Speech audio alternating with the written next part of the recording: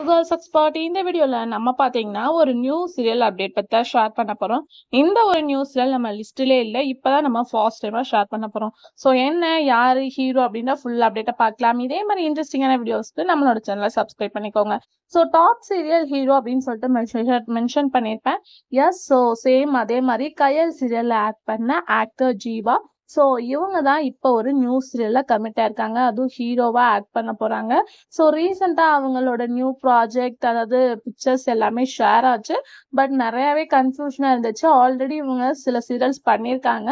So ஹீரோவா கூட act பண்ணியிருக்காங்க. இப்போ பார்க்கும்போது இவங்க எகெயின் வந்து நியூ சீரியல்ல கமிட் ஆயிருக்கதா அவங்களே அஃபிஷியலா ஷேர் பண்ணியிருக்காங்க. பட் இது எந்த சேனல் அப்படின்ற கெஸ்ஸிங்ஸ் இல்லை.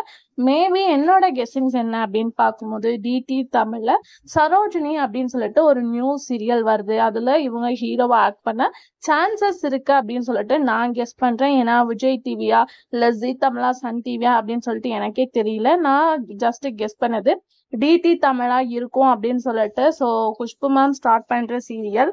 ஸோ என்ன அப்படின்றத இன்னும் நம்ம கொஞ்சம் வெயிட் பண்ணி பார்க்கலாம். அவங்களே நமக்கு ஷேர் பண்ணுவாங்க.